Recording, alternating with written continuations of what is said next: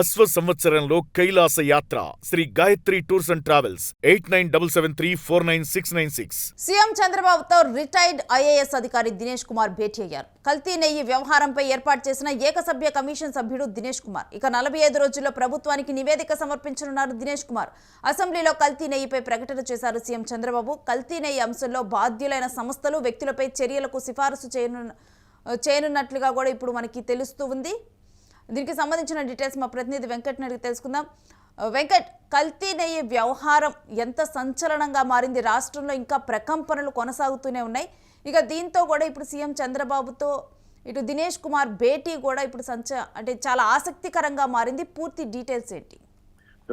గత కొన్ని రోజులుగా కూడా ఈ కల్తీ నెయ్యికి సంబంధించి తీవ్ర స్థాయిలో విమర్శలు అయితే మనం అసెంబ్లీలో కానీ లేదంటే ఇటు శాసనసభలో కానీ శాసన మండలిలో కానీ దీనికి సంబంధించి పెద్ద ఎత్తున విమర్శలు అయితే చూస్తూ వస్తున్నాము. అటు ప్రభుత్వాన్ని వైసీపీ ఇబ్బంది పెట్టేందుకు కొంత ఈ విషయంలో కొంత దూకుడుగానే ముందుకు వెళ్తోంది. అయితే ఇటు రాష్ట్ర ప్రభుత్వం కూడా దీనికి సంబంధించి నిన్న అసెంబ్లీలో అటు ముఖ్యమంత్రి చంద్రబాబు నాయుడు కానీ ఉప ముఖ్యమంత్రి పవన్ కళ్యాణ్, అదేవిధంగా మంత్రులు ఆనం రామనారాయణ రెడ్డి, కందులు దుర్గేష్ సహా ఎమ్మెల్యేలు అందరూ కూడా కొంత శాసనసభలో దీనికి సంబంధించి విమర్శలు చేయడం, వైసీపీ టార్గెట్ గా వ్యాఖ్యలు చేయడం, ఇదంతా కూడా మనం చూస్తూనే వచ్చాం. అంటే నిన్న జరిగినటువంటి ఒక షార్ట్ డిస్కషన్ లో అయితే ఈ అంశానికి సంబంధించి ఇప్పటికే ఏదైతే సుప్రీంకోర్టు ఏర్పాటు చేసినటువంటి సిట్ ఏదైతే ఉందో సిబిఐ, అదేవిధంగా రాష్ట్ర పోలీసులతో కలిపి ఏర్పాటు చేసినటువంటి సిట్ లో ప్రస్తావించిన అంటే విచారణలో ఏదైతే గుర్తించారో దీనికి సంబంధించి అంటే కల్తీ నెయ్యికి సంబంధించినటువంటి ఆధారాలను ఏ విధంగా అయితే సేకరించారో ఆ సేకరించినటువంటి ఆధారాల్లో ఏముంది, విచారణకు సంబంధించినటువంటి నివేదికలో ఏముంది అనే దానికి సంబంధించి అధ్యయనం చేసేందుకు ఒక ఏకసభ్య కమిషన్ రాష్ట్ర ప్రభుత్వం ఏర్పాటు చేసింది. రిటైర్డ్ ఐఏఎస్ దినేష్ కుమార్ నేతృత్వంలో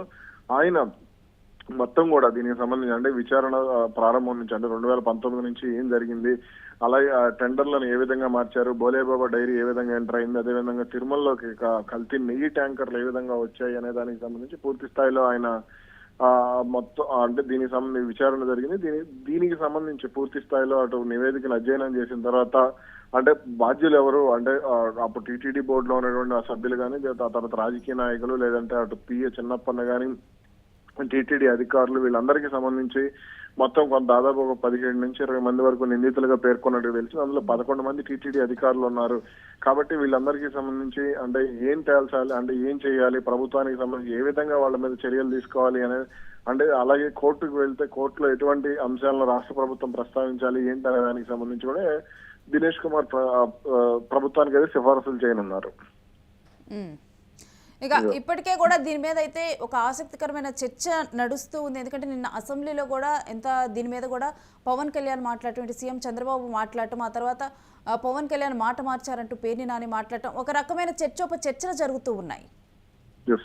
అయితే దీనికి సంబంధించి రాష్ట్ర ప్రభుత్వం తప్పు ఉందని వైసీపీ అంటుంది, వైసీపీ తప్పు ఉందని రాష్ట్ర ప్రభుత్వం అంటుంది. కానీ ఎవరు తప్పు ఉంది ఏంటనే దానికి సంబంధించి పక్కన పెడితే ఇక్కడ పదే దేవుణ్ణి లాగుతున్నారు. ఈ అంశానికి సంబంధించి పవిత్ర పుణ్యక్షేత్రం, కోట్లాది మంది భక్తులు దర్శించుకునేటువంటి పుణ్యక్షేత్రం, దేశానికే తలమానికం, హిందూ ధర్మానికే ఒక పవిత్ర క్షేత్రం లాంటి తిరుమల గురించి పదే ఇటు రాజకీయ నాయకులు చేస్తున్నటువంటి విమర్శలు, మన దేవుడి ఫోటోలు పట్టుకెళ్ళటం, ఆ తర్వాత దానికి సంబంధించి టీడీపీ హడావిడి, బీజేపీ హడావిడి చేయటం, జనసేన హడావిడి చేయడం, దీనికి సంబంధించి పదే సభలో మాట్లాడటం, ఒకరిపై ఒకరు విమర్శలు చేసుకోవడం, ఇవన్నీ కూడా కొంత అంటే ఒక దేవుడి పరువుని బజార్కి ఇచ్చే విధంగా ఉన్న వీళ్ళ రాజకీయాల కోసం పదే దేవుడిని ఎందుకు లాగుతున్నారని సామాన్య భక్తుల్లో కూడా కొంత ఆవేదన వ్యక్తమవుతున్నటువంటి పరిస్థితి ఉంది. కాబట్టి దీనికి సంబంధించి కొంత అటు రాష్ట్ర ప్రభుత్వం కూడా సంయమనం పాటించాలి. పదే వైసీపీని రాజకీయంగా ఇబ్బంది పెట్టాలనుకోవడంలో తప్పులేదు, కానీ పదే ఈ దేవుడికి సంబంధించినటువంటి అంశాలను లాగి ఏదో వైసీపీ మీద సాధించాలి అనుకోవడం కూడా కొంత కరెక్ట్ కాదు అనే భావన కూడా వ్యక్తమవుతున్నటువంటి పరిస్థితి. అయితే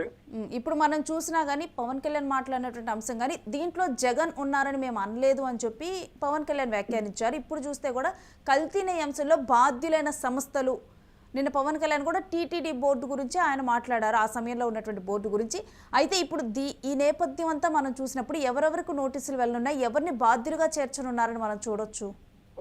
అంటే అంచనాల ప్రకారం భూమన కరుణాకర్ రెడ్డి, అదేవిధంగా వైవి సుబ్బారెడ్డి సహా మరికొంతమంది చిన్నప్పని ఇప్పటికే అదుపులోకి తీసుకున్నారు. అలాగే అటు చెవిరెడ్డి భాస్కర్ రెడ్డి విషయంలో కూడా కొంత నోటీసులు ఇచ్చే అవకాశం ఉండవచ్చు. అయితే ఇందులో జగన్ పాత్ర ఏమన్నా అంటే జగన్ కు సంబంధించి పవన్ కళ్యాణ్ ఏమీ లేదు అని అంటున్నారు. అయితే వైసీపీ పెద్దలకు తెలియక జరిగిందా అనేది విచారణలు ఏమన్నా ప్రస్తావించారా అనేది కూడా కొంత ఆసక్తిగా మారినటువంటి అంశం. కాకపోతే ఈ అంశానికి సంబంధించి కొంత రాష్ట్ర ప్రభుత్వం కూడా అంటే కఠినంగానే ముందుకు వెళ్ళాలి, కొంత దూకుడుగానే ఈ అంశానికి సంబంధించి అటు వైసీపీని ఇబ్బంది పెట్టాలి అనే విధంగానే అడుగులు వేస్తుంది. కాబట్టే ఈ అంశానికి సంబంధించి కొంత ఇటు అంటే కీలక వ్యక్తులకు నోటీసులు, అవసరమైతే మరోసారి విచారణకు కూడా ఆదేశించే అవకాశాలు ఉండొచ్చు. అంటే ఇందులో రాజకీయ పెద్ద తలకాయలు టీడీపీ అనుకూల మీడియా మాట్లాడుతూ కూడా పలు సందర్భాల్లో పెద్ద తలకాయలను పక్కన పెట్టేశారు. అటు టీడీపీ సోషల్ మీడియా కూడా ఈ అంశానికి సంబంధించి పెద్ద తలకాయలను వదిలేసి కేవలం చిన్న తలకాయలను మాత్రమే బయటకు లాగే ప్రయత్నం చేశారు. ఇటు పవన్ కళ్యాణ్ చేసినటువంటి వ్యాఖ్యల్లో కూడా జగన్ ప్రమేయం లేకుండా ఎందుకు జరుగుతాయనేది కూడా టీడీపీ సోషల్ మీడియా వాదిస్తుంది. కాబట్టి దీన్ని అంటే టీడీపీ కార్యకర్తల కంటి తుడుపు చర్యగా ఏమన్నా